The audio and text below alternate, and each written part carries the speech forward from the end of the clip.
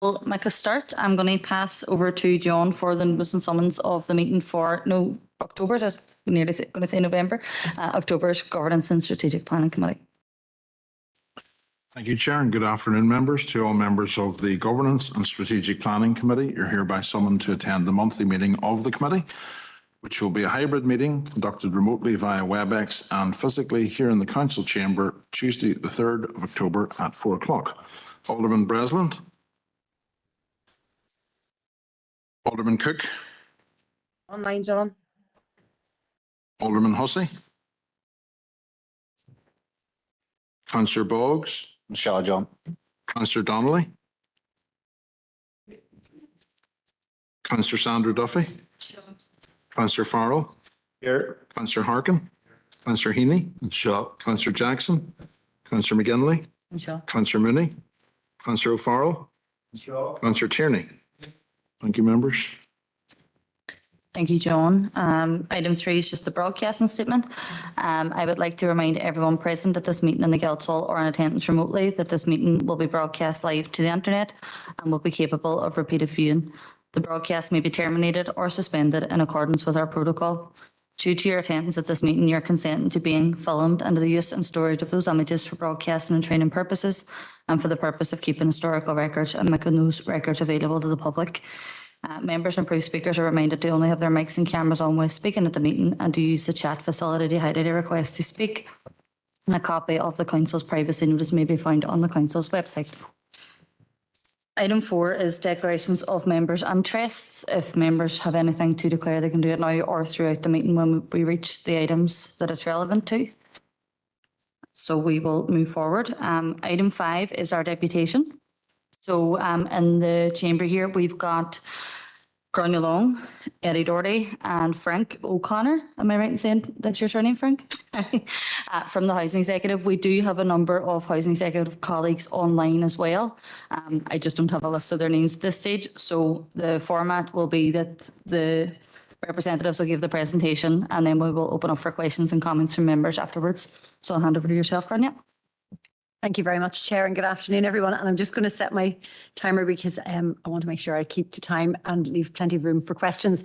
First of all, really grateful for your time this afternoon. And our housing investment plans are amongst the most important documents that we produce each year as a strategic housing authority and as a landlord, because it gives us the opportunity to present to councils, to all 11 councils, on how we're spending public money and tenant money, what our priorities are for that investment, but also to demonstrate how we've invested in the previous year and what our plans are for the future.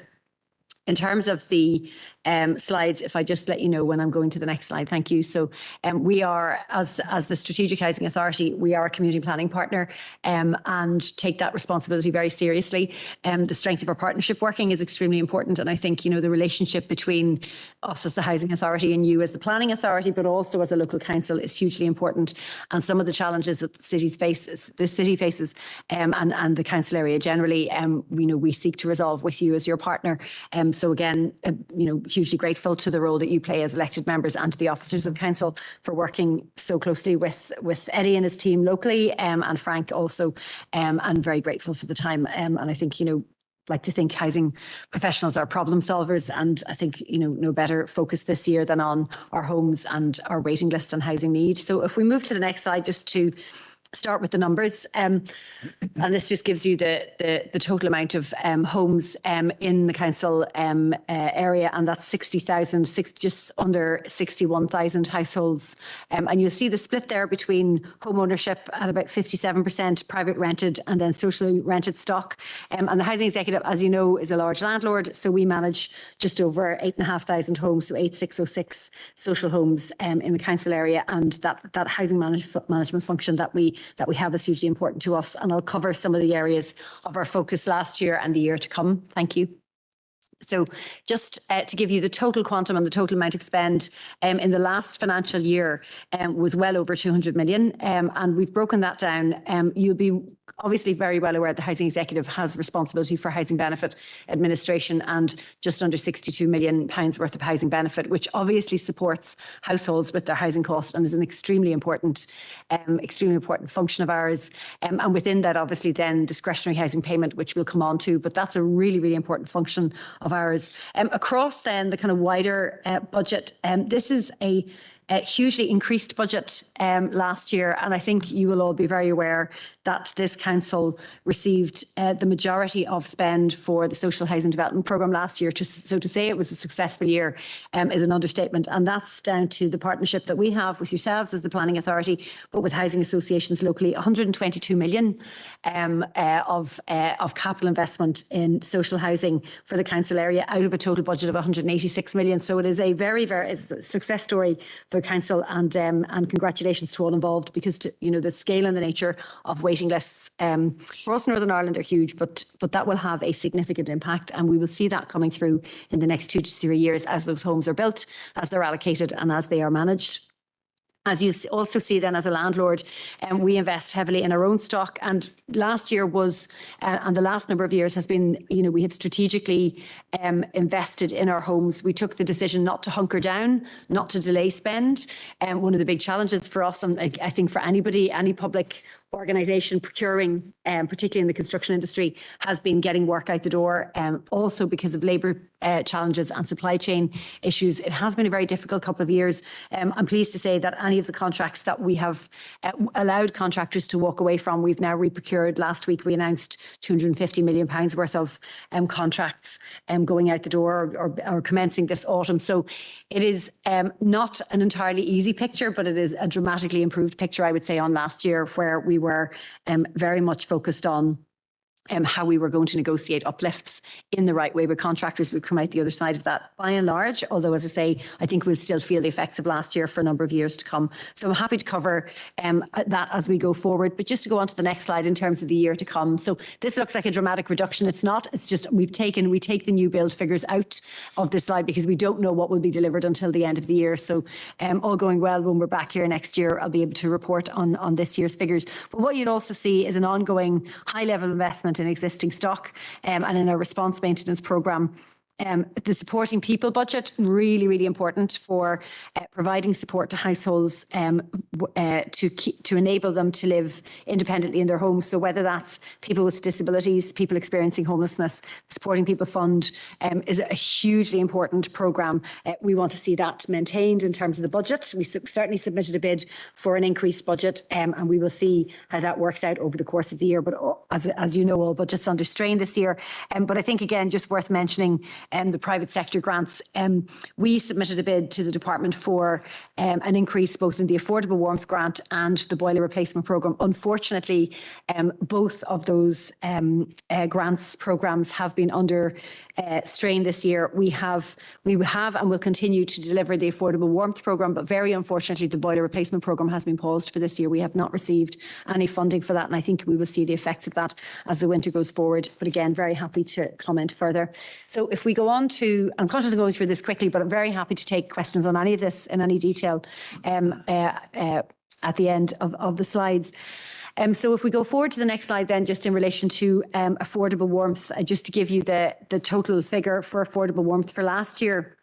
And you'll see how important it is, just over £1.5 million worth of spend across the council area. And that is essentially 485 measures carried out to 286 private properties in the area. And so affordable warmth is hugely important.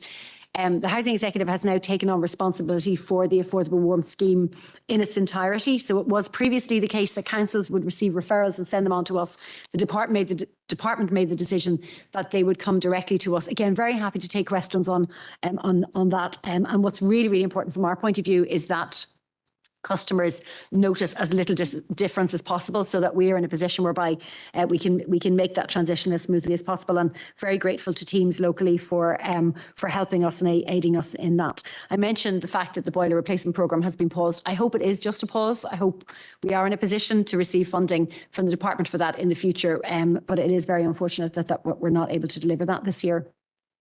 Coming on then to waiting list trends, if we move on to the next slide. Again, this is a pattern that is replicated across all councils where we see the gap between demand and supply of housing growing.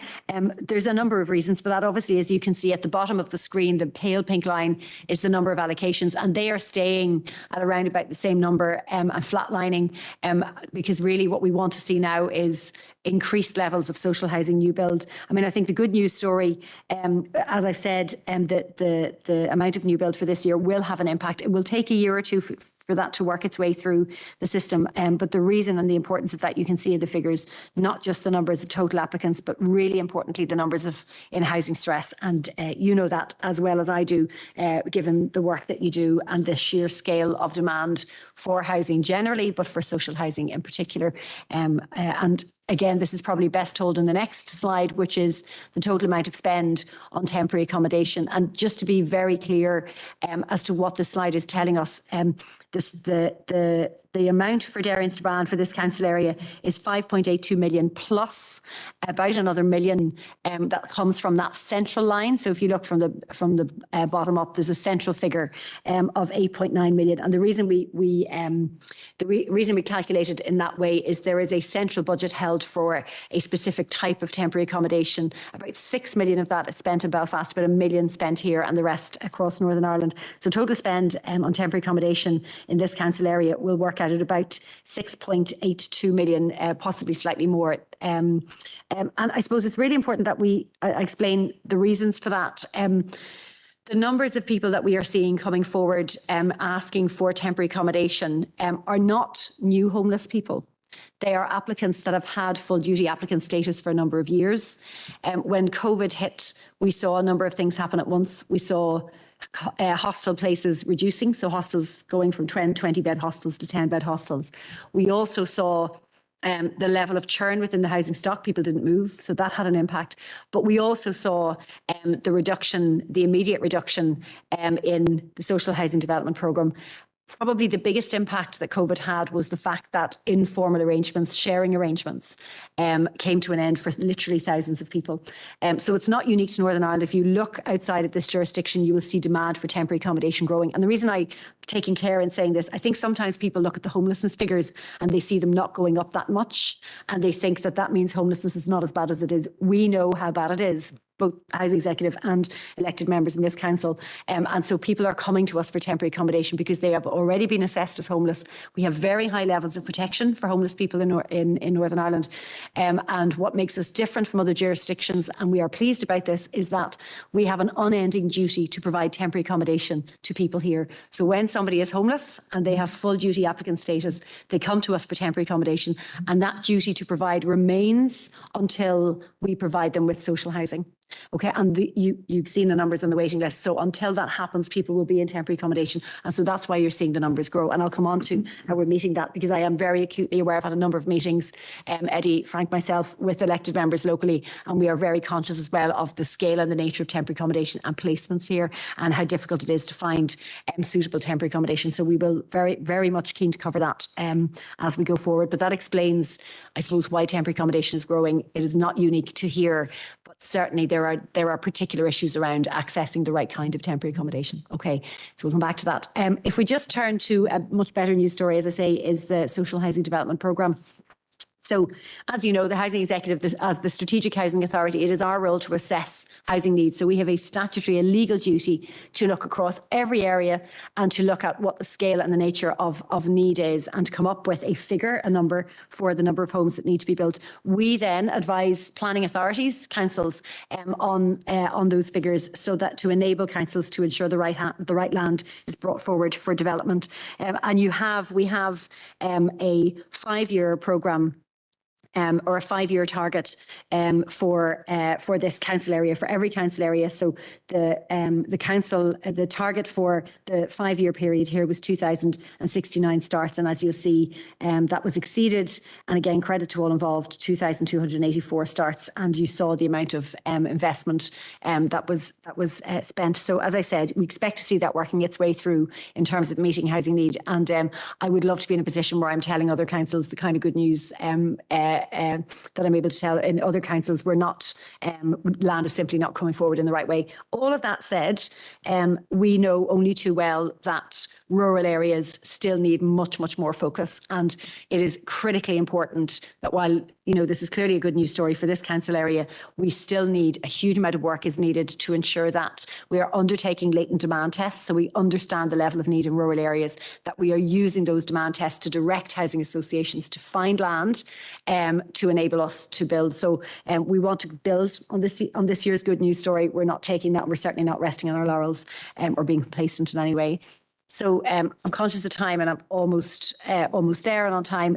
So just moving on to the next slide in terms of the programme. And again, you can just see some of the examples of the new build that's coming forward.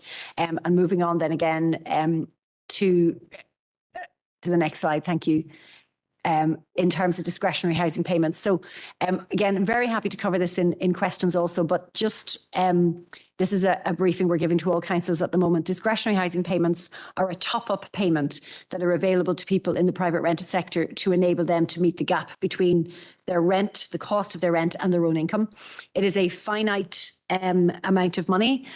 So we are given the budget each year and we have to manage that budget throughout the year. What became very clear, and in previous years, the discretionary housing payment budget wasn't fully spent. It wasn't until the year before last when essentially the cost of living began to increase substantially for households that we began to see a huge increase in the level of demand for DHP payments. As we looked forward into this year, it became very clear early on in the year that if we continue to spend at the rate we were spending, that we might need to close the programme because it is a finite pot, that we would need to close the programme possibly even before the end of the calendar year. We spent quite a bit of time ourselves with the department on some of the options. And what we did was took the difficult decision, I have to say, to enable us to continue the programme so that we wouldn't have to close it. So the decision that we took was that we would reduce the amount of payments per individual rather than close the programme to new entrants. And we've made that clear to the department that was obviously a very difficult decision, not something that we would want to do. The key issue here is the need for additional budget for discretionary housing payments. We've written to councils and we've written to our customers to let them know of those changes, but we are acutely aware of the impact that for some households that will have. And given that this budget was set up as a budget to prevent homelessness, we are acutely aware that in some cases that may well do the opposite. So we are obviously in discussions with the department about ways in which we can increase that budget, but that is further discussions to continue. I think the final slide then just covers challenges. A couple of slides covers challenges and opportunities. I think I've covered most of this, but again, happy to take this in questions as well. I mean, the point about who we place in non-standard accommodation is a really, really important one. Temporary accommodation demand is soaring. It's certainly higher than I've seen it in my 20+ year career. And as I say, that's for a number of reasons, but specifically because we have had a public health pandemic followed by an economic shock. We're not able to get and access the scale and the nature of private sector accommodation in this city than we are in other cities. As a result, we are turning to non-standard accommodation, so hotels and B&Bs more than we would want. We've made that clear. It's not our view that we should be placing people in hotels. We don't want to be doing that. So as we work our way through and try and access new forms of accommodation, that is unfortunately the numbers of placements that we have had to make. The other challenges, I mean, I've probably covered, but again, happy to take in more detail, whether that's in relation to planned or response maintenance in terms of our own stock. There may be questions on that. And I suppose the final slide are some of the opportunities. Didn't want to lose sight of the fact that in amongst all of this, we have continued to focus on the energy efficiency of our stock. We've completed about 1,300 retrofits, and this council area has certainly benefited from that. And there's significant work also ongoing in other energy efficiency measures, which I'm happy to cover. And again, as I mentioned, £250 million worth of new work approved. That's really important for the construction industry. It's really important for local supply chains. Every kitchen that we install has a kitchen maker. Somebody has to make the door handles, and they all tend to be local companies. So again, if we are getting £250 million worth of works out the door, and that's a strategic choice of ours, not to hunker down, quite frankly, in what is a difficult environment, but to keep investing. So, Chair, I'm really happy to finish there and take questions rather than keep on going and eat into everyone's time. Thank you. Thank you. That's perfect. The only indicated speaker I have at this stage is Councillor Sandra Duffy. Gurmagga Chair, and Grania, thank you very much for the presentation, and Eddie and Frank for coming along today. You started off the presentation in terms of talking about relationships, so I'll just touch on that to start with. We have excellent relationships with the local office. I will declare an interest as well as somebody who works within the homeless sector. I work for First Housing and manage a number of services within the city, not least one around dispersed float and support. So I probably will touch on that as I go through. But absolutely, look, we have had a second to none house building strategy here within the city. We have seen the outworking of that, but unfortunately it hasn't really touched the sides in terms of some of the percenters we have. We see that with the amount of points that it takes for somebody to be housed or rehoused within the city, you're getting nothing with under 200 points. And I know from talking to colleagues across the north, there's some areas that are allocating around 140 and stuff. We would be envious of that position. Unfortunately, we're seeing more pressures placed on the budget within the housing executive, and particularly around the house building. We know we had an ambitious house building plan put in place. I think that has been scaled back, so that will cause great concern here within the city and district. And will undoubtedly put more pressure upon services that are here. We have talked about homelessness, so I'll just touch on it again. We are concerned around the homeless budget, the homeless prevention budget, which is absolutely essential in terms of tackling some of the issues that we have. I'm just going to touch on supporting people, and I wouldn't be able to go back to work if I didn't raise this. In terms of no statutory uplift or inflationary uplift for staff working within the sector. We have seen uplifts within health and other sectors, and the staff who are working within supporting people projects are tasked with quite similar tasks, although it's around housing related support, and we're all suffering from cost of living pressures and all the rest of it. And we have seen some staff who are working within the sector, who are excellent staff, actually leaving because the pressures placed on them are too great to continue, and we're losing really good staff as a result of that. You have touched on the issue around temporary accommodation, particularly non-standard temporary accommodation within the city. It is an area that I am very, very well aware of through the work that I do. I understand the pressures. I understand where it has come from in terms of COVID and the everybody in policy that was drawn up then, which was absolutely the right thing to do. Very early on in that process, we did see the issues that we are seeing now on a much greater scale within the city, and I work very closely with Eddie to pull together a scheme on quite a small budget, I have to say, around trying to address some of that. That has grown and has been very successful around the group that we currently work with. And I would say my latest report, we had 127 who have been through my service within the last quarter, which is a striking amount of people who have very complex needs and very vulnerable due to homelessness. But that's only the tip of the iceberg in terms of the city. We have seen the saturation of non-standard accommodation. We have seen it particularly in some areas, which has caused great concern to the residents who would traditionally live within those areas. Now, I want to be very clear, this is not around vulnerable people, it's just around the concentration of them.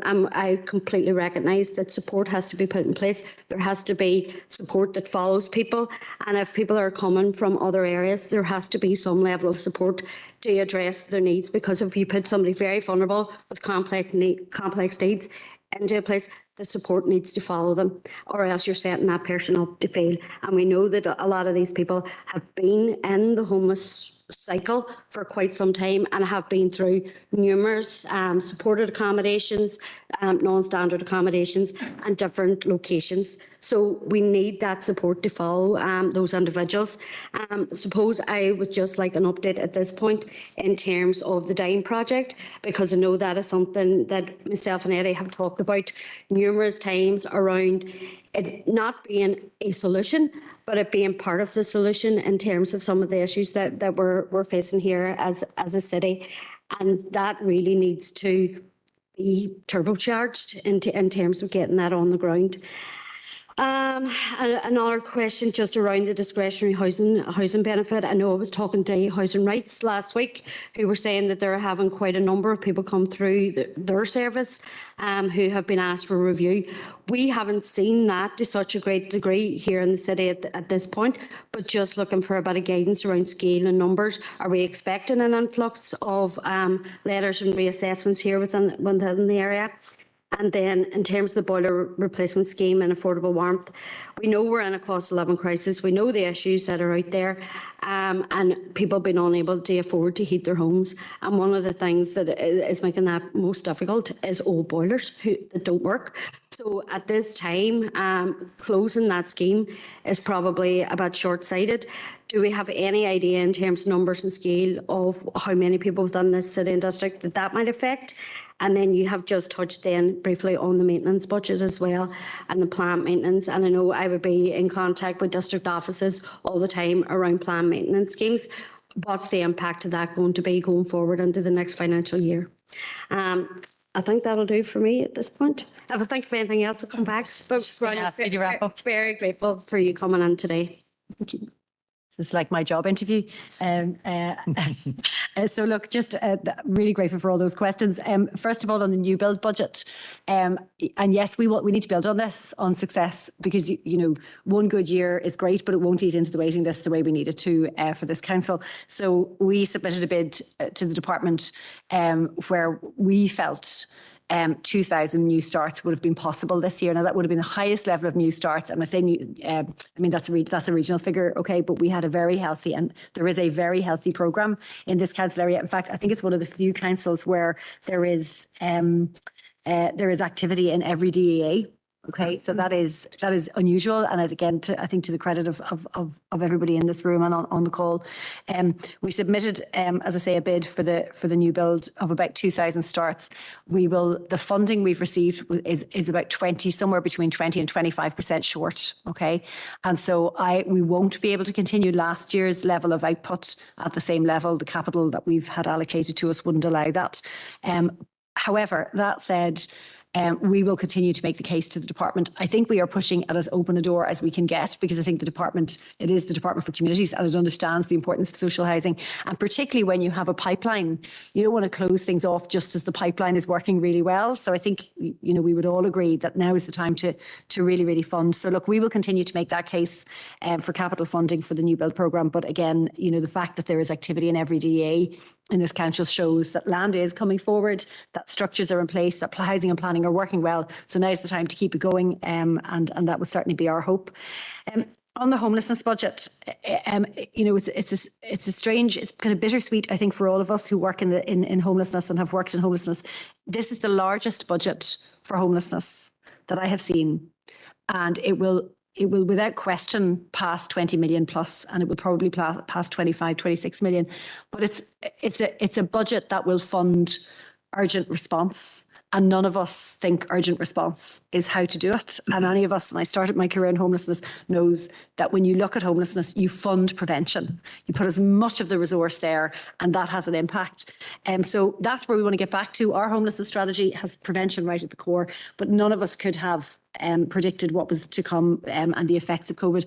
And in particular, probably in the last year, we have seen a large number of landlords leaving the private rented sector. And so the largest growth in households coming forward, presenting as homeless, is amongst households losing their tenancies in the private rented sector. Now, again, that's a regional figure. So all of that together means that we really need to keep our focus on prevention. Again, same point, we haven't stopped making the case to the department for funding for prevention. We are funding all homelessness programmes at risk. I'm hoping that is coming to an end shortly, in the sense that we would be able to give more certainty, because I agree with the point. Providers are really struggling. They're struggling to retain staff, and very, very committed staff who do not want to leave the sector but have to pay their own housing costs. So we will continue to make that case. We did bid for an inflationary uplift for supporting people providers, and we didn't receive it for this year. We received, obviously, ongoing funding from last year, and we were disappointed about that. And again, I think the department has done as much as it could and gone as far as it can. And I think if there's additional money, we will keep making the case. We'll be first in the queue for that, because I absolutely agree. If you're a provider and you have two colleagues and they're sitting next to each other and one has had a 7% increase because the programme is health funded and the other hasn't had it because it's housing funded, there is a disparity there, and it's very, very bad for staff morale, and it's for the colleagues in question. So look, we will continue to make that. On the positive, there is one programme this year that has received capital funding from the Supporting People programme, and it's the Dairy Dime. So credit to Eddie and the team. And I think, you have my commitment that we will turbocharge this. We have the approval is done, it's over the line. And so now it's a matter of getting it delivered. And I think it will have a material impact. We can learn from where it's worked in Belfast. And, we don't want to stop there. We want to see this scaled up. And so again, really, really critical on that point. But that's the only project that's getting capital funding on the Supporting People side this year, which is a good news story for here, not a good news story for elsewhere. I suppose final couple of points on that is the point around complexity. And we all know that the level of complexity amongst people experiencing homelessness is unprecedented, and using all the words that we all use.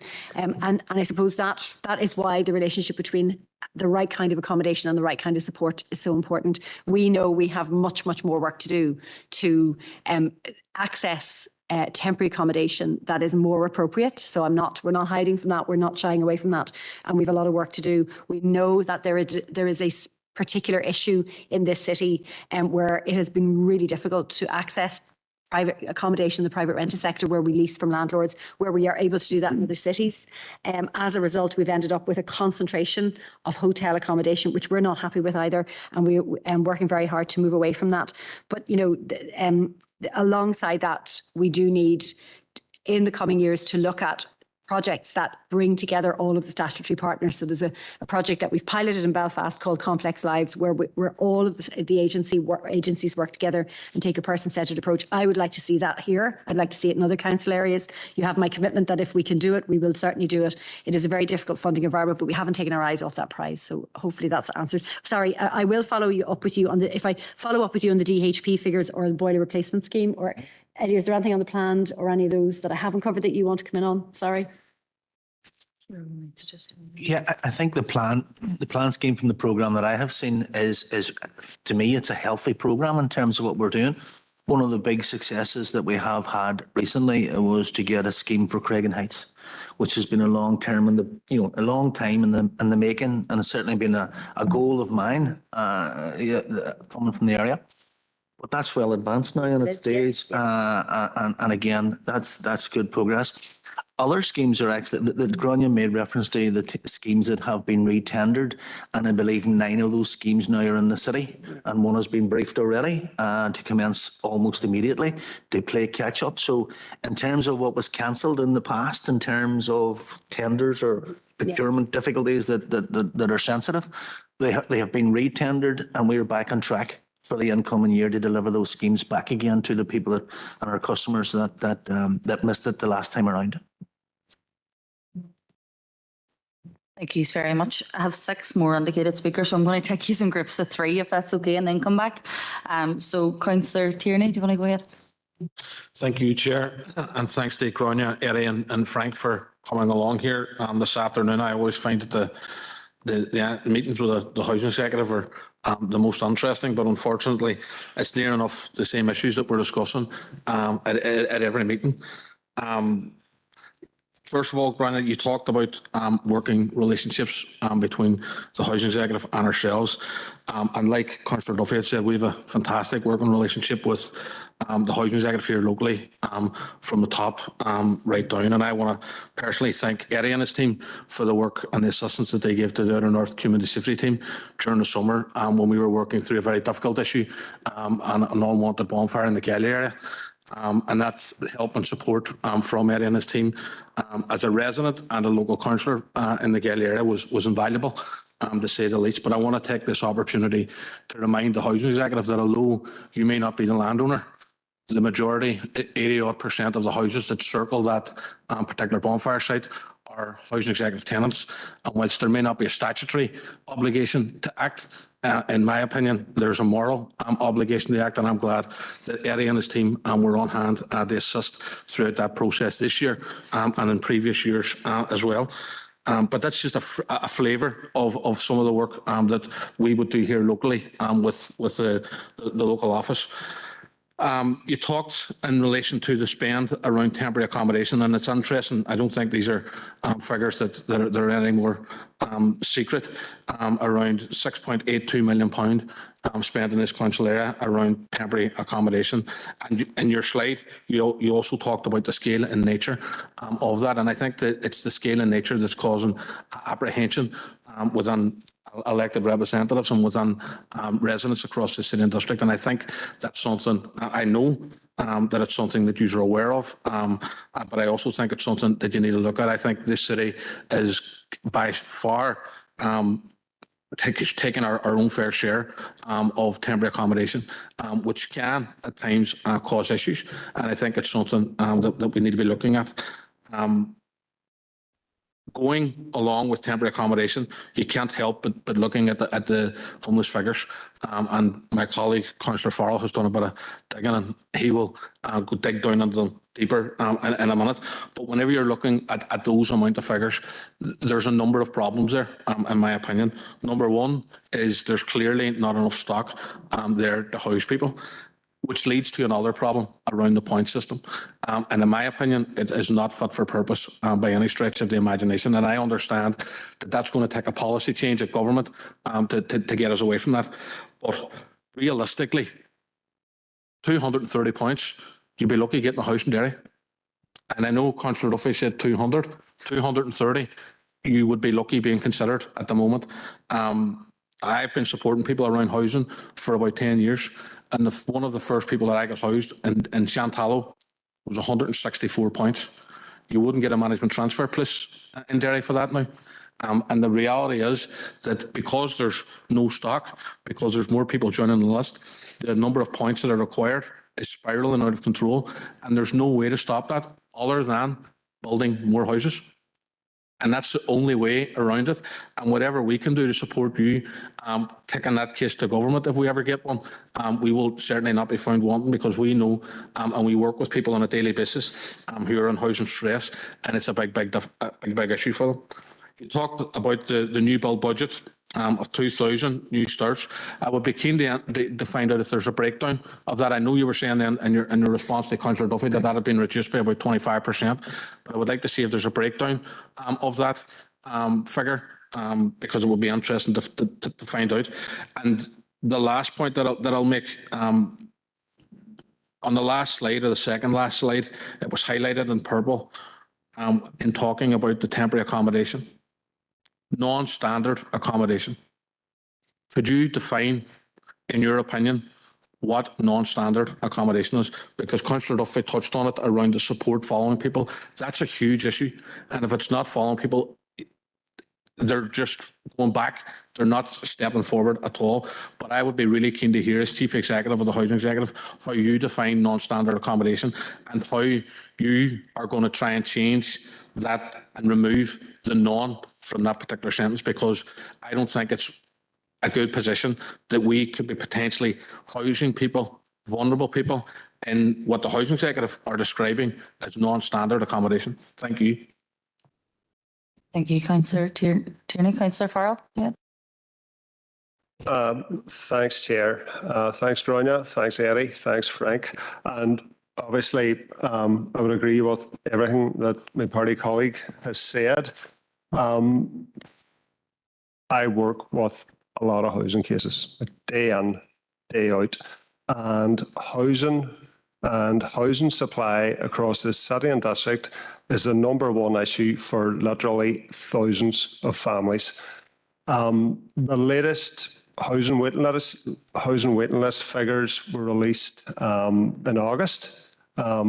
Nearly over 5,800 applicants on the waiting list.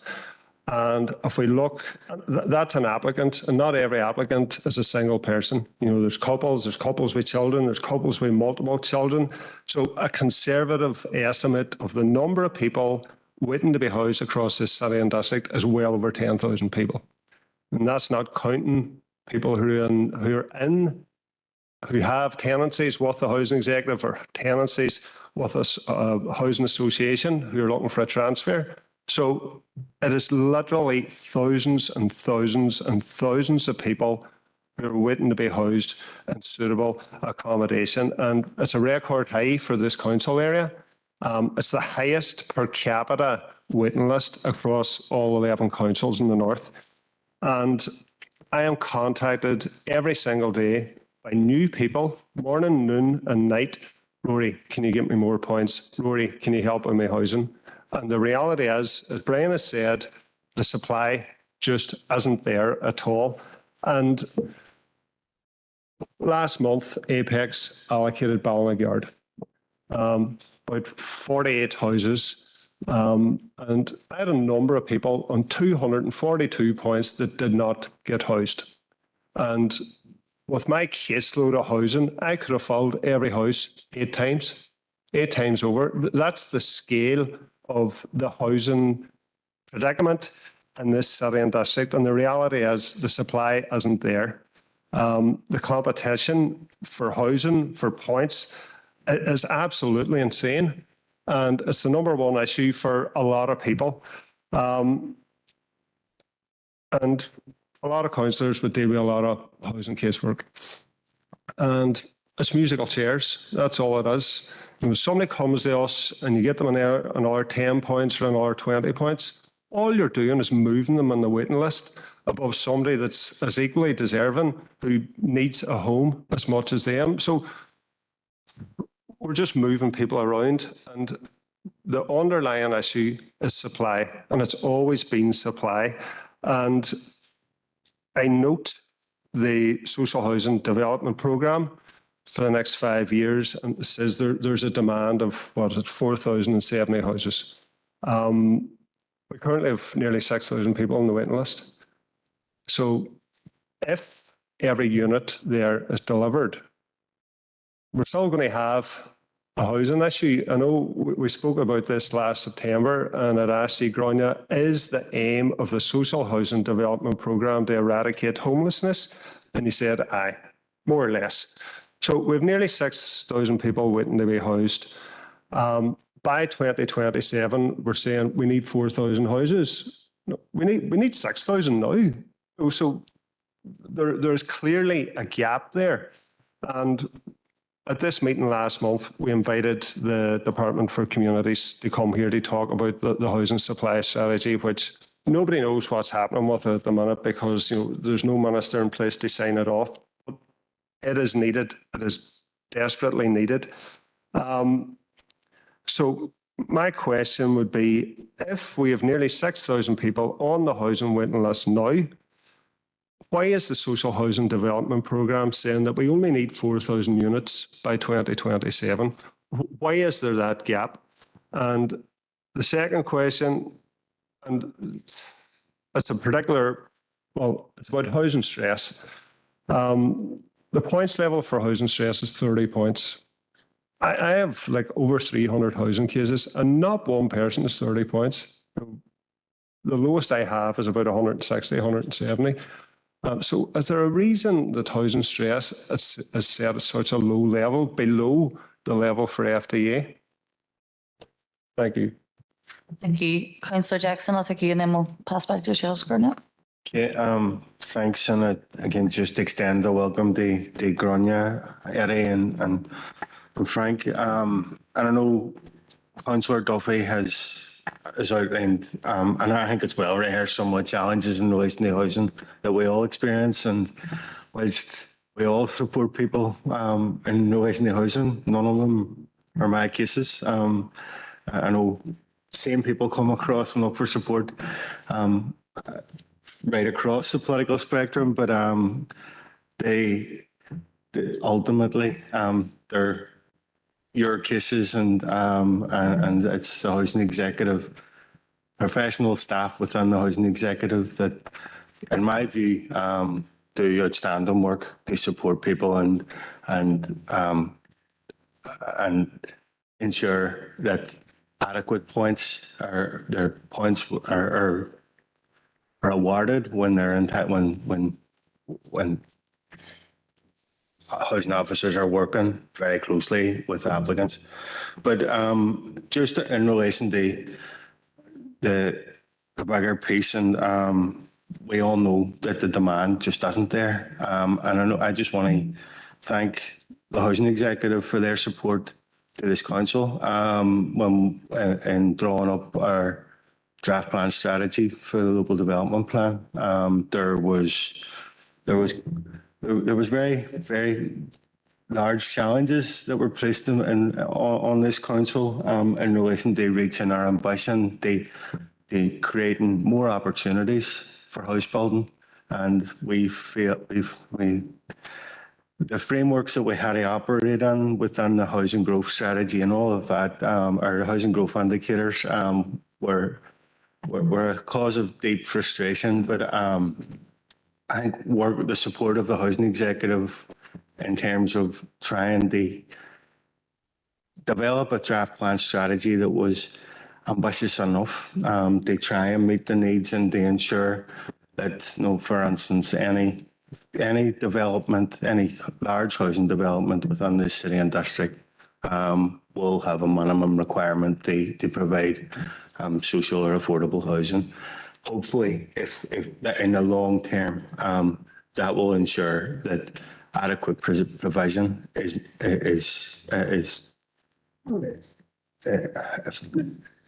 sort of commonplace, or it's ensured in terms of the long term. But we all know that when there needs to be a step change in the speed of house building, but in terms of long-term strategies, our local development plan, we really appreciated the support of the housing executive in that. And hopefully we come out the other side of independent examination without too many fundamental changes, and those protections that we've put on will remain there. But here's hoping. Just to be parochial for a second, we, in terms of the housing investment plan, there's quite a lot of positives in relation to that. I don't see any reference to the triangle refurbishment scheme, and I know it's something that, and apologies if I've missed it, but it's been relayed at this committee. It's been relayed to yourselves. It'll be no surprise that it's been raised at this council. There's residents, housing executive tenants, there's homeowners that have water running down their walls, and they've been begging for help. There's been a lot of false dawns in relation to support and solutions to the problems. Residents in the Triangle are facing another winter in cold, damp properties. A lot of them, there's residents there in their 80s and their 90s that have health conditions, and they're facing a winter where they're living in completely substandard properties. And we know what the solution is. It's how we get there. So when we look through some of the capital works, in terms of fence painting in proper and facelifts and as part of external cyclical works, the residents in the Triangle are looking at that and going, no, there's water running down my walls. And the priority for the housing executive is to paint fences. And I can understand their frustrations in relation to that. And I can understand that there's been a hell of a lot of work put on to try and find a solution and overcome some of the legal barriers. But this has been going on, dragging on for a long time. And the residents that I'm speaking to on a regular basis are constantly, they're almost giving up hope at this stage.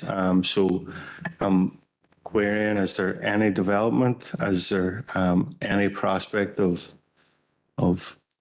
this, the necessary work, this refurbishment scheme being carried out before. I understand the time frame in relation to this winter, but is there any possibility that this could be the last winter where we have vulnerable residents living in cold, damp properties as a result of this scheme being delayed? But that's me, Chair. Thank you. Okay, Grant, I'll pass back to yourselves. Then Councillor Hirkin, you'll be on just after the feedback. Thank you. So I will cover this as best I can, and I'm sure Eddie and Frank will want to come in. I think just on the points around, if I start with temporary accommodation and the issues around stock, and I hope we've made it clear, not just in kind of how we've presented today, but also in the work that we do all year, that the issue of homelessness, the prevention of homelessness and the resolution to homelessness for the people that we serve is an absolute priority. It is a priority for us as housing professionals, but it's also a priority because it's the right thing to do. And so, we haven't seen demand quite like this in our careers. I think what has been particularly difficult has been the fact that there isn't available to us the kind of stock that we would like to be able to use. I think what marks us out, as in Northern Ireland, out from other jurisdictions, I talked about the legal protections that people have, which we welcome and which are important, but we have increased our supply of temporary accommodation much faster than elsewhere. But the majority of our temporary accommodation is own front door accommodation. Now, there's a big caveat with that, okay? But the majority of it is own front door accommodation, and we want to continue to do that. Now, that's still not sustainable over the long term, okay? So if you're a family being placed in a flat on the wrong side of a city, that's not sustainable for children trying to get them to school. But it is better than a hotel, but it's still not good enough. So our focus is on going out to the private market, to landlords, and leasing temporary accommodation from them so the families, households have their own front door. In this city, we found that to be really, really difficult. There is a really significant dearth of private rented sector accommodation. And as a result, we have had to use non-standard, and I'll come on to the point about the definition of non-standard in a moment. So we've had to use much larger amounts of non-standard accommodation than in other cities. We're working our way through that. So we're not taking that as read. So at every possible opportunity that we can identify properties in the private rent sector, we will do that. It makes good financial sense to do it because hotels are ridiculously expensive, and we want to be spending our money ultimately in prevention, but we certainly want to be spending it in the right form of temporary accommodation. And so to come to that point about the definition of non-standard accommodation, effectively it is a form of accommodation that is not leased accommodation. Okay, it's the simplest way I can put it. Okay, so in other words, we have a series of categories of accommodation that we will use to house people where we provide temporary accommodation and assistance, and anything that is either not block booked or leased that we consider to be non-standard, in other words, tends to be a hotel or a bed and breakfast. Okay, there's nothing, and be very open about that. Okay, and I was very open from the day I took this job that the placement of children, for example, and vulnerable people in hotel accommodation, other than for very short periods, is unacceptable. And so we're very clear about that. We have an informal KPI internally that we will not place children in hotel accommodation unless it's in exceptional circumstances and for very short periods, and unless we can find literally nothing else. And so it is unfortunately the case that we have run out of options too many times and are placing children in non-standard accommodation. But that's not where we want to be, and we're working as hard as we can not to do it. But I would be not doing my job if I sat in front of you and pretended in some way that it's acceptable. It's not. We don't want to be doing that. In fact, if anything, last year I called for homelessness prevention to be a statutory obligation, probably one of the few chief executives that asked for more powers and obligations, because I actually think that would make a difference. I think if we had to fund prevention, it would be funded. And so we are where we are, and I don't mean that in any flippant way at all. We have a huge amount of work to do to work, and I think there's a lot more that we can do with councils in terms of identifying other forms of temporary accommodation. So hope to be in a better place this time next year in terms of where we are in non-standard accommodation, but in no way do we find it to be an acceptable position. I think it would be useful in terms of points and the point system if we potentially beyond this meeting provided a briefing on the fundamental review of allocations, because there is the fundamental reform of the allocation system ongoing, and we've been making that available to council, so very happy to do that in relation to that. But everybody has said it here, the issue is supply. and building the right homes in the right places, but keeping it going. So the brilliant year that's been had for this council last year, building on it as opposed to not doing so. So it is disappointing that the programme, the capital programme, has not been built upon and actually has been cut. I'm hoping that is a 1 year challenge. I'm really pleased you mentioned the local development plan. I think it is. You talked about a game changer, Councillor Jackson. I think it is a game changer. I think local development plans now coming forward, we are seeing huge opportunity now for partnerships, real genuine partnerships between planning authorities and us as the housing authority.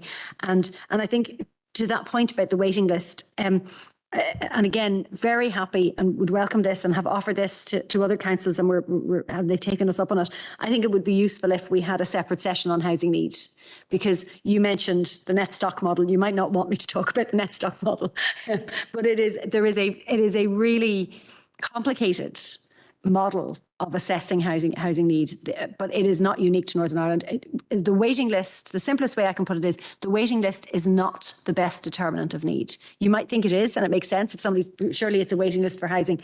Actually, what our approach to housing need does is it projects into the future. So, for example, the waiting list is not an indicator, for example, of the number of people who are going to arrive in Northern Ireland and might receive leave to remain, and we know that we are seeing increases there. So our SHMA, the social the market assessment, which we use to advise planning authorities, essentially nets off all of those. It adds in population projections. It adds in projections in relation to asylum refugees who will seek leave to remain.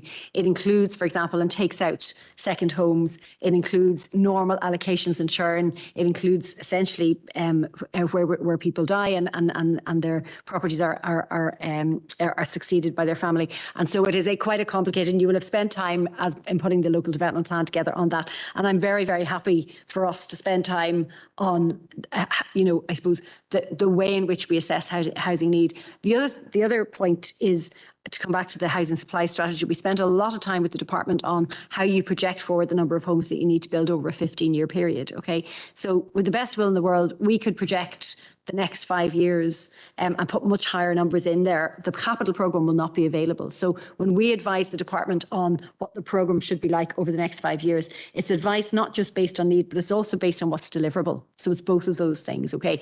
And again, just on a positive point, the fact that this council area has exceeded that is to everyone's credit. So again, I suppose two offers. I think it would be useful to brief you further on the fundamental review of allocations and brief you further on how we assess housing need and how we advise on housing need. A couple of final points, because they're important, is on Waterside Triangle. Not long after I came into post, Eddie brought me down and I met tenants and went around the triangle. This is a priority.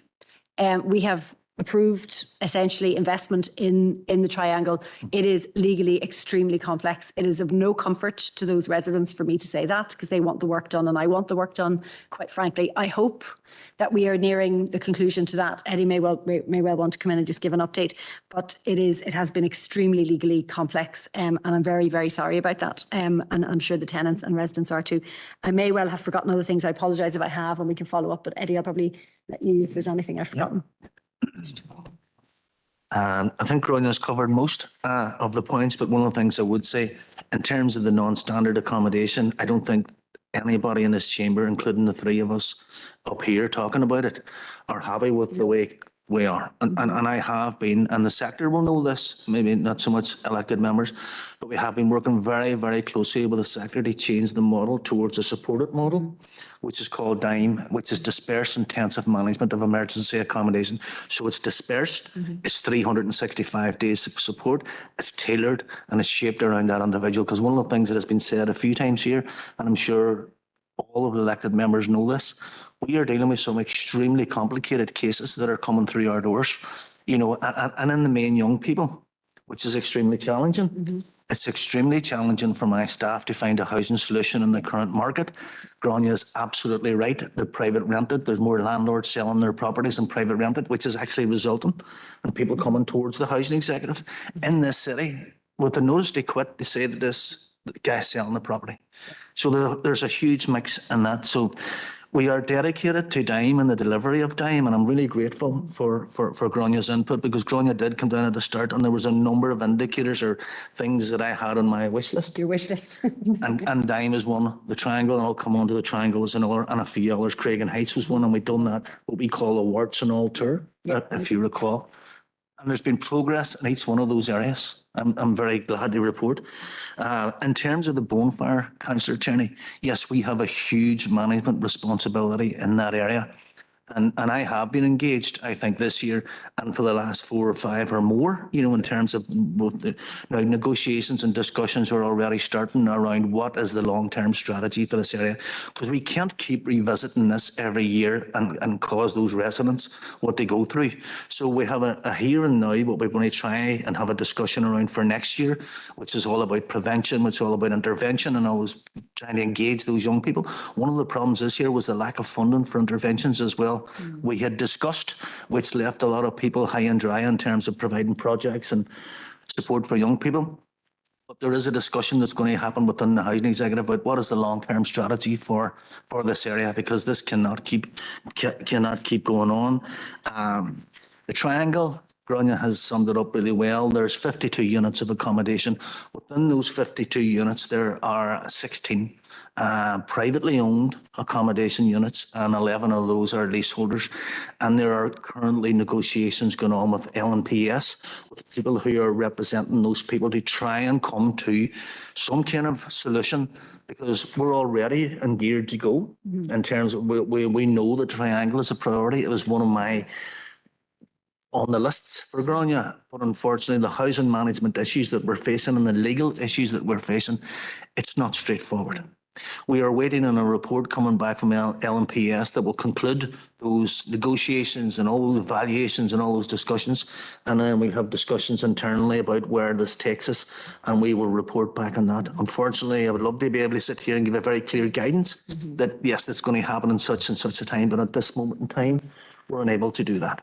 And I think Gráinne has covered the rest of the points. Thank you, Chair. Thank you, Eddie. I do have another number of indicated speakers. I'm just conscious of time, so when people are speaking, if I could ask that we're, concise and making points. Councillor Harkin. Thank you, Chair, and thank you, Gráinne, Eddie and Frank, and I think there's some other representatives on here. Thanks for coming in today. This is my 5th year as a councillor, which isn't a long amount of time, but each year that you've come in, unfortunately, the statistics are getting worse. The overall housing application list has grown. The number of people in housing stress has grown, and that's true as well for this district. So look, it must be very frustrating for yourselves to see that number go up every year.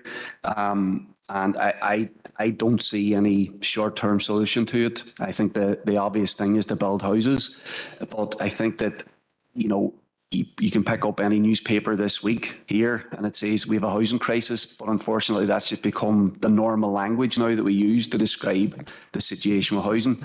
And, I think what it's going to take to break this is something similar to what happened when people, my relatives, and I'm sure some of your relatives, marched from the Springtown camp demanding change, or when people did things like Dermy McClenaghan did when they dragged a caravan out in the Letterkenny Road to basically shine a spotlight on the housing crisis. I think it's going to take that, because that's the only way we're going to be able to force the kind of fundamental change that we need to see around housing. Otherwise, it just looks like a very cynical picture of it getting worse. And that's despite the efforts of everybody that works at the Housing Executive to do something about it. Gráinne, I read your interview in the press there about the overall situation with the housing, but you says that finding temporary accommodation for homeless people, that we're running out of options, and that is very, very worrying. So what's going to happen? I mean, are we looking at a situation where we're going to see families in parks or going to police stations like we've seen in the south, because the pressure's only growing? It seems to me it's not going to relent. All the cost of living pressures that you've been describing that's in the report are not easing. I mean, they're going up. Inflation has went down slightly, but Rent prices are going up. So are we going to see you running out of options? And are we going to see families on the streets of Derry and Belfast and other parts of the north? Because, it's clear that I don't think the Secretary of State cares what's happening here in terms of what's happening to families. You look at the budget cuts that they're putting through. Why would they worry if families had nowhere to go? And then the second one is just about this discretionary housing payment. You've described the why the Department for Communities decided to make this cut or put restrictions on your spend. There's more demand and more need. Again, that looks to me like people at Stormont shrugging their shoulders and just passing on a problem for you to deal with, which then means that families are going to suffer. So one question is, in terms of private rents going up, which is part of the problem, shouldn't there have been regulation by Stormont to actually regulate private rental costs? Would that make a difference right now in terms of the, securing and making sure that some families aren't going to end up in the street as a result of the cuts to discretionary housing payment? Because that will only load more problems on you. So you can't find enough houses right now or temporary accommodation solutions. If there's more people forced out of their homes because they can't afford their rent because their rents went up, that's going to just snowball the problem. So, a lot of people are angry with the housing executive, but I think that the problem emanates out of Stormont and Westminster. So those two things in terms of, I'd like to get an idea of what you think is going to happen, despite the efforts of what the housing executive is doing to try to address these questions. Thank you. Thank you, Sean. Councillor Minnick. Thank you, Chair, and thank you to Grania and Eddie and for coming on today. I'd like to say thank you to Eddie just for the update on the triangle. Councillor Jackson obviously asked the question before me, but I do appreciate the update, and hopefully progress will be more rapid once the LPS validations come back. But I'm mindful of the Chair's massive clarity, get things moving, so I'm going to really just ask a question. One of my colleagues who can't be here today was asked me if he could, given the recent heavy rainfalls and floods, obviously some executive properties would be affected, maybe like properties like out in Edmonton, like St. Canice's Park and Dunverton Gardens. And obviously, mindful of DFI have their own flood alleviation package. Have the executive given any consideration to protect their own properties by flood, maybe by bringing on flood defence measures, as those may be offered by DFI, particularly in those areas I mentioned already, and maybe other parts of the council there, like Foy Road, that always floods, and there's probably certain areas in Drumahoe as well that probably gets those, that probably gets regularly flooded by those, severe rainfalls. And so really the question is, have you ever considered any measures, any thought to, invest in flood protection measures for those properties that will be targeted by those discharges at times? Thank you, Chair. Thank you, Councillor Minnick. Alderman Cook. Thanks, Chair, for letting me in, and thanks to Grania, Eddie and Frank for the presentation. I'm just going to keep mine short and sweet. I do concur with what a lot of the other councillors have said in regards to supporting people and the no uplift on the budget. But obviously supply is a major issue, so I just have one question. Can you predict how the new builds from the housing associations will relieve some of the housing pressures, and how the housing executive plan to add on this? Thank you. Thank you. So I'll just take those questions in turn. So I think in terms of the solutions, and I'm glad you asked me, because the numbers in many ways are depressing, but I think it's really important I suppose, for everyone here to understand that we're not sitting in a kind of a fatalist position that, oh, it's just really bad and there's nothing we can do about it. Actually, there's lots that we can do about it. So, and much of which we are doing. I mean, I think just to reiterate, and it is cold comfort to any family living in a hotel, and so I want to be entirely respectful of that. But we have worked really, really hard to ensure that, compared with other places, that the amount of temporary accommodation we have is own front door, and we will always choose that over a hotel in every circumstance that we possibly can. The only time we do it is if the household themselves prefers to live nearby, and so on. So that will be at the choice of that individual. But to focus on the solutions, I mean, the obvious, and it was touched on earlier by Eddie when he talked about landlords leaving the private rented sector. What I would like to be in a position to do, and I can't currently do, is to acquire those properties. It would make sense for a public landlord that has 82,000 homes currently to be able to acquire properties now when they come on the market rather than lose them. And so we are discussing that with the Department for Communities, and that is, I think would be a solution that we could look at. And there are properties on the market that I think would be good value for public money. We would then hold them in perpetuity as a public good, and I think communities would benefit from that. So that is one set of solutions that we would like to be available to us, and I hope we will be able to make progress. I think the other, just again to reiterate the point that we've all made, is I think the LDP is a phenomenal opportunity to get, so maybe this answers two questions at once, but to get a really strong council-wide focus on placemaking and place shaping and new build, and making sure that social housing is integral to communities and to new build. And I think, again, credit to this council for making sure that social and affordable housing is integral to the future in terms of new build residential development. And we are your partner, and we look forward to working with you and continuing to work with you, elected members and officers, on that. And I think building on what you've achieved last year, and going well beyond that. It would be remiss of me if I didn't also say that, it is certainly our intention as a public landlord that we want to be building, and want to be building new supply. We haven't been able to do that for a generation. Progress has been made in relation to enabling the housing executive to build, to borrow against its rental income and to build. And I hope when we have ministers return that we will be in a position to move that forward as quickly as possible. And while I have to be careful not to overpromise, because we will be a landlord that hasn't built it for 25 years and we'll be at a standing start, nevertheless I think that there's a contribution that we can make alongside housing associations. As I said, this is the largest homelessness budget for a number of years. I think we'd be hard pressed to find. So while that's a positive, it is not a positive in that we are spending so much of it on response and not prevention. But nevertheless, just to give you that assurance that we are not being fatalist about the situation. I think on the point about DHP, discretionary housing payment, and just to be clear, the reason discretionary housing payment demand has grown for discretionary housing payment, it's very obvious, obviously, that households are struggling. So if you're living on benefits and your rent is increasing and you're on a fixed income, then the gap between your rent and your benefits is growing.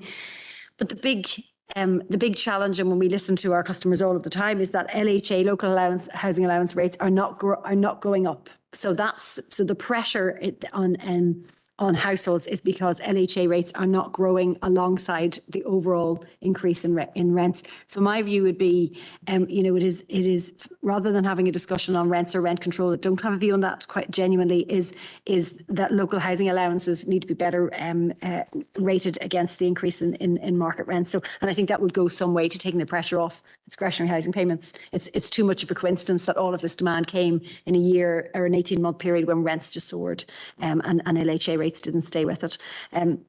That's the second point. I think on Alderman Cook's point, hopefully I've answered that in terms of, I think the LDP is the answer. I think we now have really, really strong partnerships in this council area and across other councils, where with a strong local development plan, hopefully a housing authority working in partnership with you, and all of us really focused now on new build. I feel very positive about that. The capital programme is really unfortunate this year that we are seeing a reduction, but I think, and I hope, and certainly there's, I see nothing but commitment from the department in relation to getting that back up. And I'm really pleased that you asked me the question about floods, because it's a personal passion of mine, and the issue of climate adaptation. And yes, we do. We have a very proactive sustainable development plan. We are very focused on adaptation. And the reason it's a passion of mine is, fundamentally, this is about protecting tenants and residents in their homes. And so we are focused very strongly on what are the plans that we need to put in place. Actually, as a landlord, and I'm very grateful to our predecessors that they built homes next to green spaces. Green spaces will be a relief in the years to come. And so we have a mindset shift to happen generally across society, that where you see green spaces in the winter, they will likely be flooded. And people sometimes think that's a failure on somebody's part. Actually, when they're flooded in the green space, they're not flooded in people's homes. So we are certainly developing a climate, an adaptation plan. We're working very closely with other statutory bodies. But just to finish on another positive, because I'm just an optimist, is we planted 11,000 trees last year. And sometimes people laugh at that. They sneer at tree planting. Tree planting is the single easiest, cheapest solution to this. Not in every place. Our estates a great place, and the more we can educate our tenants that trees are often the solution and green spaces are often the solution, I think we're in with a good shout. But we've a very, very big challenge ahead. I don't know if there's anything in terms you want to talk about flooding locally, if there's anything that you want to specifically say. Thank you. Well, I think everybody remembers August in 2017 where St. Canice's Park and all of those areas were devastated. And our residents were devastated and fairly and traumatised by it. And there has been discussions and internally within the housing executive is, what's our obligations to, for example, the pensioners in St. Canice's Park. Because very unfortunately, it happened again. And back in 2017, everybody was telling me this is a 1 in 90 year, event. And then 4 or 5 years later, I'm down in St. Canice's Park with very, very vulnerable residents again.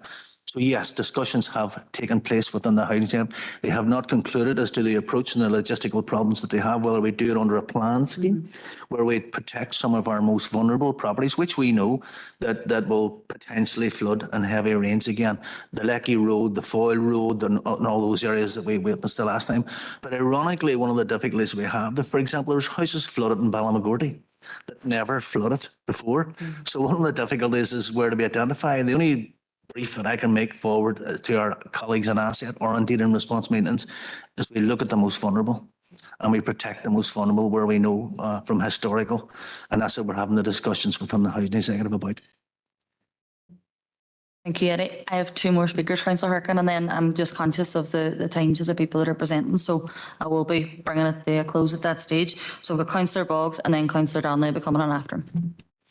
Chair, to be very brief, because I'm content that the 2 questions that I had have been answered by previous speakers, but just when I had my name on the list, it must have been not to commend the work of local housing executive staff in the Strabane, and particularly in the rural area of the district, right from patch managers to maintenance people and right up to housing advisors and managers.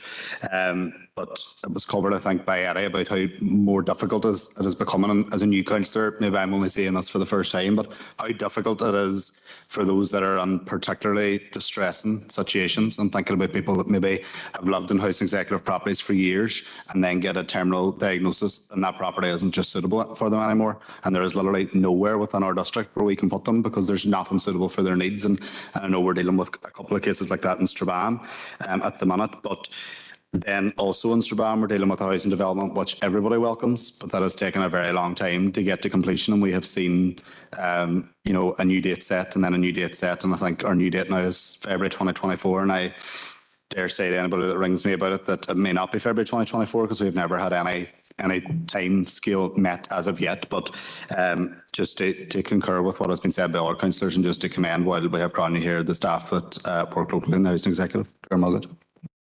Thank you, Councillor Boggs. Councillor Donnelly. Chair, and apologies for being late, and I'd like to thank Gráinne, Eddie and Frank. Chair, the reason why I was late is that effectively I was off for a week or 2 there, and as a result of that I've been snowed under and I've never recovered from a backlog of housing cases, and I completely forgot about this meeting and I haven't read the minutes. But before I come on to this meeting, after being reminded about it, I took a call from a middle-aged woman who was in tears, and that's not unusual. It's happening now on a daily basis and it's getting harder. Everything seems to be snowballing out of control, and that's not a slur or any type of criticism on Eddie and his staff. I find them very, very helpful. and you know, and they're always there. They're always on hand. But there is a scramble for points. Councillor Farrell dealt with there. I've never seen it. I'm a councillor now almost 10 years, and I haven't seen the situation as bad. The frustration amongst the applicants, amongst our elected reps who have had conversations with, and amongst some staff in the housing executive. The pressure is piling on, but the pressure on people who don't have homes is tenfold any pressure that ourselves or maybe the housing executive staff. You know, I've had mollers of applicants stopping me in the street and crying. I've had young girls crying. It is at, and it's not, you know, it wouldn't be exaggerating to say that it's at a crisis point, and this is damaging people. It's causing a tsunami of problems, particularly mental health problems. Not only, as I say, for the applicants, you know, there's children involved here, and the parents of applicants who you've seen their you know, their daughter or their son.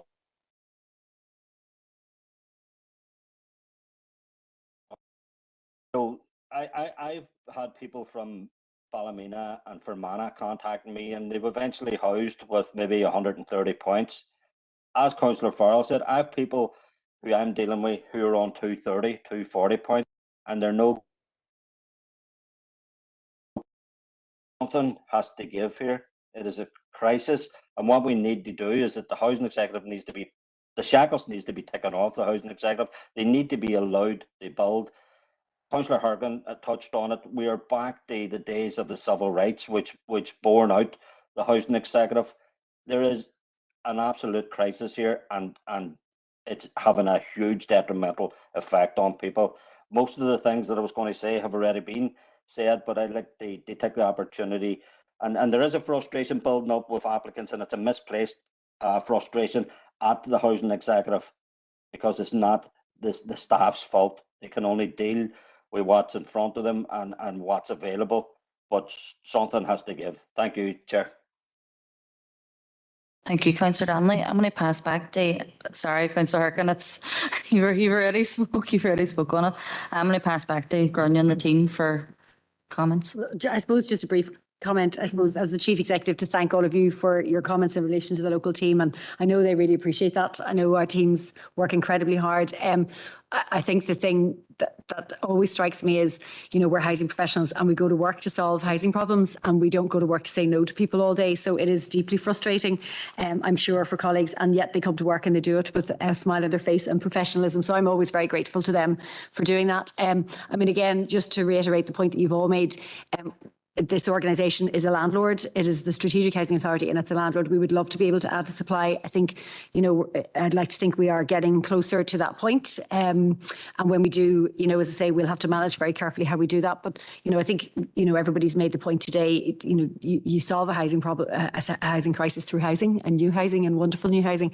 And again, just credit to the council as a planning authority in terms of a phenomenal year in terms of new build. You will feel that effect in the next 2 to 3 years.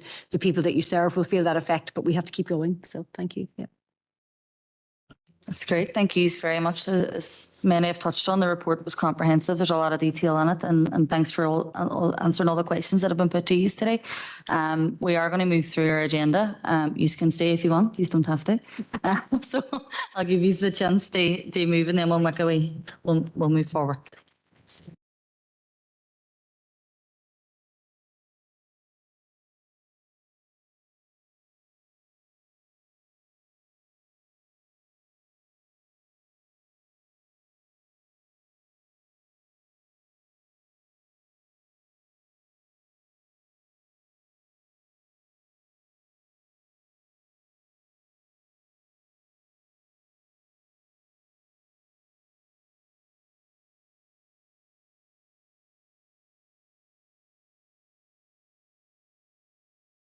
Okay, so moving forward, item 6 is chairperson's business. I just have one item from myself.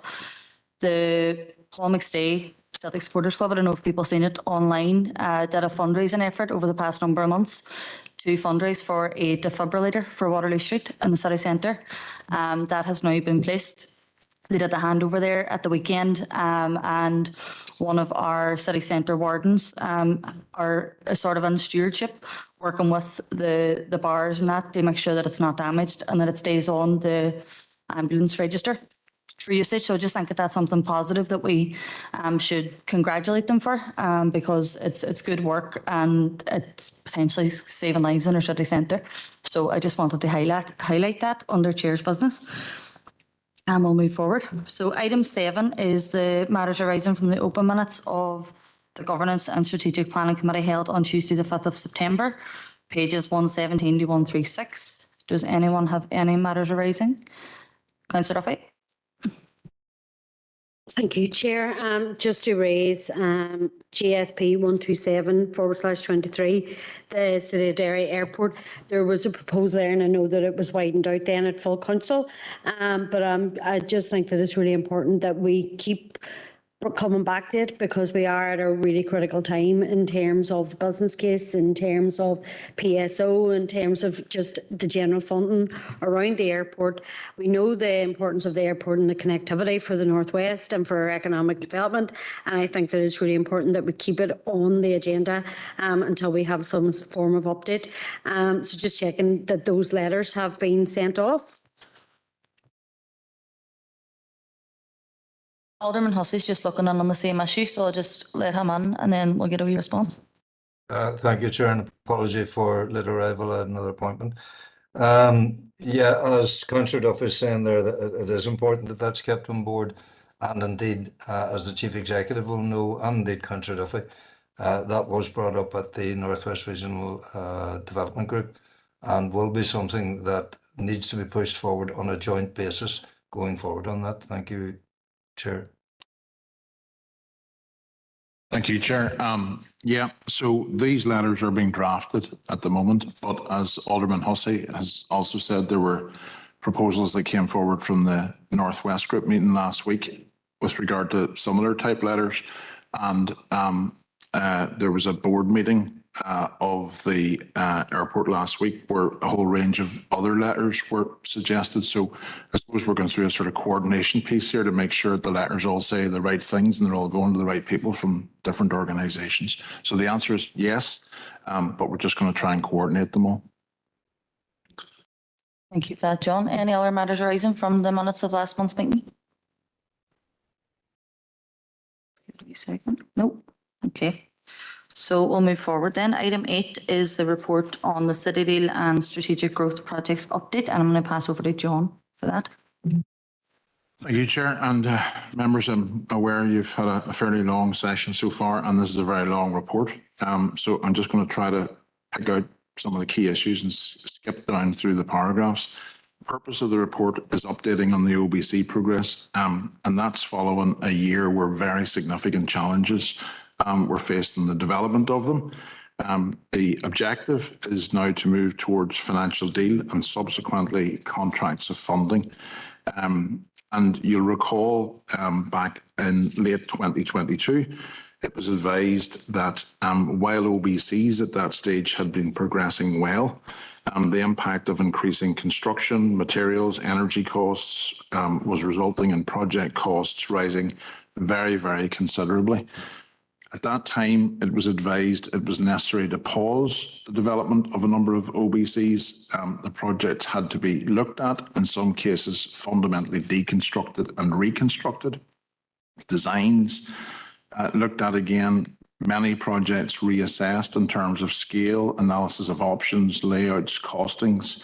The overall intention in that process was to, insofar as was possible, retain the overall initial vision in respect of City Deal and to retain the overall initial mix of projects and the overall range of partners with regard to that.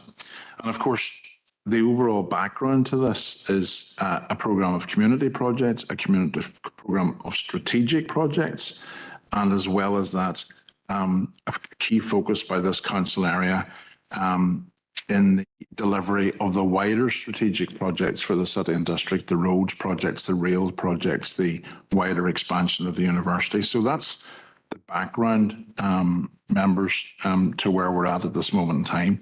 If we move to section 3, project's progress and key issues. At this stage, I'm very pleased to say that a comprehensive reanalysis of all of the projects has taken place since that time. It's been a really, really difficult process. It's required, as I said, significant reappraisal of them all. It has stretched all project partners in terms of resourcing this process. As members know at this stage, including ourselves, all project resourcing is required to come from within. There is no external funding available from government through City Deal to develop OBCs. So each project partner has had to find additional resource in order to undertake this exercise. At its simplest, there are issues with capital cost, but there is a more complex issue with some of the projects, particularly those in the innovation and the health space, with regard to revenue costs and the supporting of those projects post-construction, and the spiralling revenue costs as well as spiralling capital costs. And that's a very difficult issue for some of the project partners to address and must be addressed, and solutions must be found before OBCs can be submitted. So that's also been a big parallel piece of work. The good news in terms of 3.16 is, notwithstanding all of those difficulties, and there's been a really keen focus in trying to resolve them, the majority of, that reanalysis and redesign is now complete, or much nearing completion. Project costings for all the major projects are broadly back in line now with where they were at heads of term stage. And I say broadly because actually some project partners have brought some more funding to the table as well. But the overall composition of projects, we've managed to retain the overall number of project partners. We've also managed to retain. So we're still dealing with the innovation projects, the health projects, the Centre Riverfront Wall City projects in the city here, and in the Strabane Town Centre Regeneration Project broadly as they looked within the SOC stage, albeit there has been significant scaling and reanalysis and new master plans drawn up. So the current situation is that OBCs will now be put under the system, central government, roughly from now until the end of the calendar year, the beginning of next year. And the new target for the signing of financial deal is now the spring, summer of next year. And again, that's a target we're setting. It's a target that colleagues in the Department of Finance accept as realistic. And that's what we're all trying to work towards now with regard to that. So it's a very significant improvement in the situation from in my last detailed report to yourselves, at which point there were very big problems.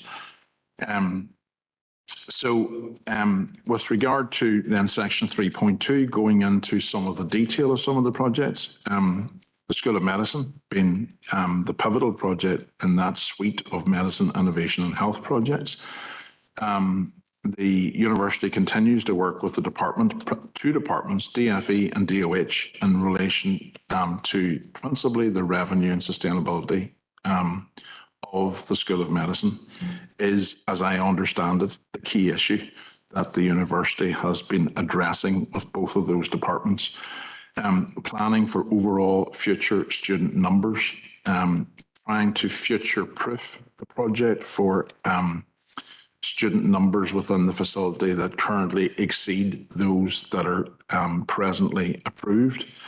And as we know, the outworkings of that will be a new School of Medicine, currently on the favoured site of the site adjacent to the existing headquarters building in Strand Road. And in addition to that, a new facility on the Altnagalvin campus. The Thrive project, one of the health innovation projects, will be co-located within that new facility. And as you will recall, members, at the last comprehensive update report, you approved a heads of agreement, and my colleague, Lead Legal Services Officer Philip, has been liaising with Ulster University with regard to progressing the disposal of that site, and there's an update report on that in confidential business today as well. So those negotiations have been progressing well. With regard to the two other innovation projects, Carl and Sidra, they remain two separate projects, but will now be located within the one building. And one OBC is now being developed for those separate projects. That OBC is now complete, and it will also be put into the system within the next couple of weeks. Obviously also being led by Ulster University. The last project within that suite, Health and Innovation, is the Smart and Digital project.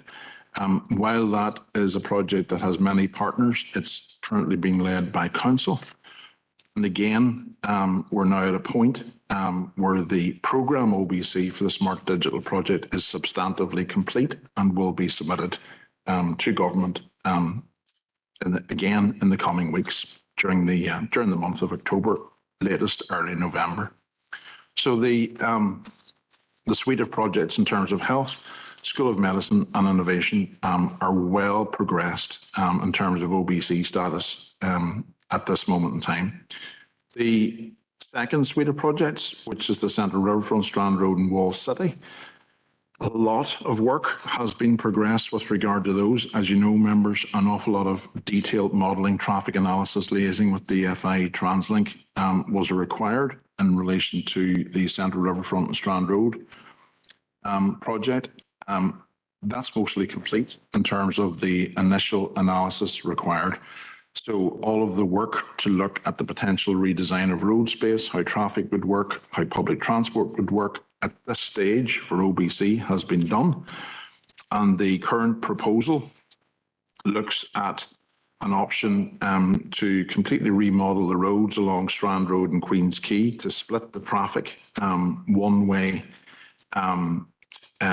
exiting the city centre along Strand Road, one way approaching the city centre along Queen's Quay, with bus priority on inner lanes at peak times, a phased introduction of that over time, and a remodelling of Harbour Square, Whittaker Street, Victoria Market, and the roundabout at the council offices, all of which is designed to provide additional access to enhance public spaces, to drive modal shift, to enhance the experience for walking and cycling, enhance the environment, the commercial attractiveness of the sites along the river, and indeed the experience for those who use the riverfront from a health and walking perspective. Members will remember and know of the parallel issue of Queen's Quay and the structure that is Queen's Quay that roughly runs from Harbour Square down to the council offices. At the last report, it was updated that there were discussions underway with DFI as to how this issue might be addressed. It was becoming an issue that couldn't be taken forward through City Deal. And at this stage, as you can see in sections 3.4 to 3.37, it's broadly understood by both Council and DFI at this stage that the structural issue of Queen's Quay is not appropriate, nor could it be taken forward by City Deal.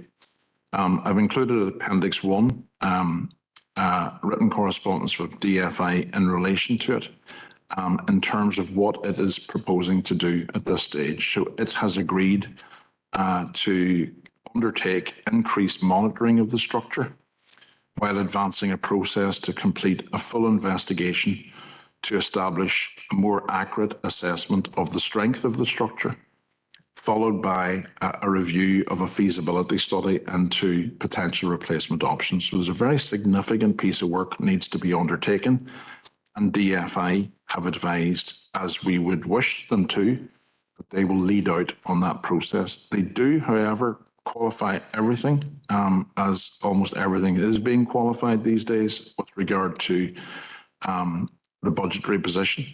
They advise, just for clarity, that at this stage no capital budget exists to progress these works. And we understand that. But I think, members, it is imperative that that situation is solved as soon as possible, and that budget is subsequently found for the remedial works to Queen's Quay, and that work should progress in parallel with the broader and wider City Deal programme. To do otherwise would be a significant missed opportunity in the view of those who are working with us to design the opportunity along the quays. The work that will be taken forward by City Deal is not where the visioning stops in terms of the quays, the city centre generally, and the opportunities that might arise in redesigning the traffic along that space. And there is, within that vision, aspiration to go beyond what can be delivered through City Deal, further along Foyle Embankment in terms of bus station, public transport, linkages across to the existing and new waterside hub. They can't be funded through City Deal, but we are in discussion with DFI and TransLink and other organisations in relation to how they may be funded in the future, how they may be taken forward to the next stage. Within the Wall City, members, the key projects that have emerged, as you are aware from previous reports and have now been worked up, are the opening up, if you like, for want of a better term, and the remodelling of the Story of Derry space, the Tower Museum, its linkages up into the Craft Village and back down into Guildhall Square, Waterloo Place. A major lighting scheme, a wayfinding signage scheme, and public realm improvements, all of which will build on work that has been previously done to date within the Wall City, some of it led previously by council, some of it led previously by DFC. So all of that work is very significantly advanced at this stage. OBCs are being developed, and hopefully they will be able to be submitted in line with that programme that I set out earlier. So in and around the Wall City and Central Riverfront projects in and around late this calendar year, very early next calendar year, in line with that programme. Big exception to this, obviously, is the DNA Maritime Museum. As members know, that's been advancing at a quicker pace. It's been a project that we've been able to move forward at a faster pace. We've got agreement from government to do so. Just a slight clarification of the language I've used in 3.3.13. I've said approval of expenditure has been received from the various bodies. That's what I believed the position we would be in when I wrote the report for today, but it's imminent. Just want to correct that. We haven't actually physically got them in our hands, but it is imminent that we will get these offers of funding. Stephen will update that on this further into Business and Culture Committee next week. So should these letters of offer be received imminently, we'll then be able to move to the next stage in the process. We hope to then move to tender next year, and with a fair wind, that project will be on site next summer. So that, members, will be the first City Deal project, City Deal Inclusive Future Fund project to hit site in this council area. Indeed, it will probably be the first City Deal project of any of the City Deals across Northern Ireland to hit site if all goes according to plan. With regard to Strabane, a really enormous piece of work has been undertaken here to completely look at how all of the component elements of the Strabane project can be still delivered given the spiralling costs that we encountered. And the entire master plan has been reanalyzed. A key issue again is trying to retain the core elements. And just to remind members, the core elements are a health facility, a new regional college, Northwest Regional College, a new leisure centre been brought forward by council, a new pedestrian bridge been brought forward by DFI, originally all centred within the Canal Basin, but now as part of this redesign work, more broadly dispersed So the current proposal shifts the location, the original location of the health facility from within the canal basin on privately owned land, which was a big risk in terms of cost and delivery, to the site of the existing Northwest Regional College on Derry Road. And obviously the Northwest Regional College on Derry Road, it is proposed, moves to the canal basin site. So it has significantly, that piece of reanalysis has significantly de-risked and decomplicated the project and enabled some of the costs to dramatically fall due to the complexity of trying to put everything on the same confined site. So the outcome is that we have managed to keep all of the project partners around the table, still deliver the key projects, and indeed have actually extended the regeneration footprint of the suite of projects within Strabane town. The downside, slight downside, is that the extent of public realm works that we would have liked to have undertaken in and around these buildings and in and around the public spaces has had to be reduced to stay within the overall budget. And if you like, facilities providing services to citizens have been prioritised over public realm between those facilities.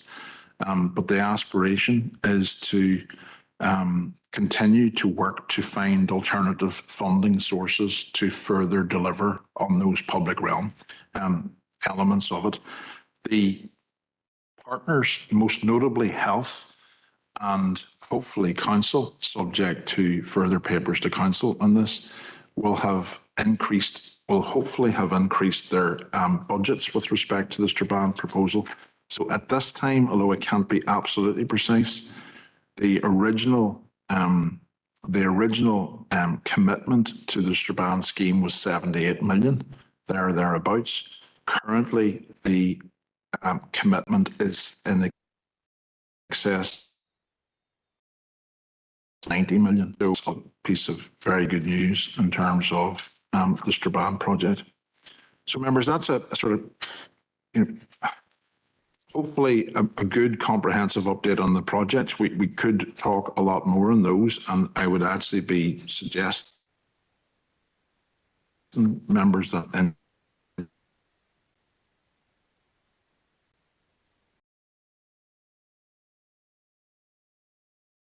as I said earlier, all of the expenditure to date, certainly by council, still remains within the existing ring-fenced and approved budgets. That's been achieved mostly, as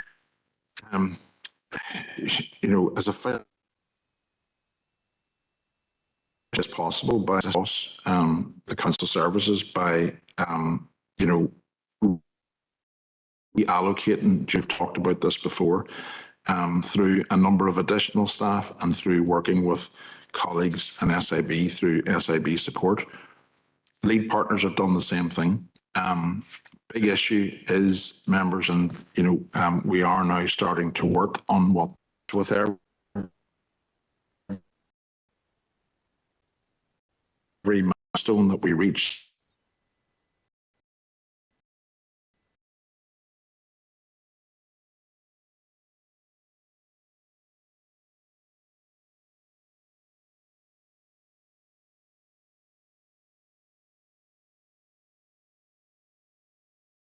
To delivery phase. We're all to hear. There is a significant ramp up in resources to do that. It is hopefully the case that money will start to flow at that point, but they're still experiencing within the Belfast City region, for example, a big gap between the signing of financial deal and the issuing of contracts for funding. And during that period, there is a discussion being had and issues being experienced around resourcing. What we're trying to do here is we're trying to ensure that the eventual announcement of financial deal and the issuing of contracts for funding will be as close as possible, and we try to streamline that process. We will, and I will come back to you with a piece of analysis and work on the nature of the resources required and options to try to bridge those gaps as soon as we manage to develop that. So, members, in terms of gathering up all of that, the recommendations are to receive your comments, acknowledgement, support, and broadly overall endorsement of the work to date, the work that has been undertaken since we last provided this detailed update report and working through the revisions to all the projects to get the OBCs back into the condition that they are now shaping up to be in. That there are a number of parallel reports that Philip will take us through with regard to related land disposal or acquisition matters and confidential business. And that you recognise the considerable challenges ahead post-financial deal in relation to the structuring and resourcing of projects, and endorse what I've just outlined as the proposed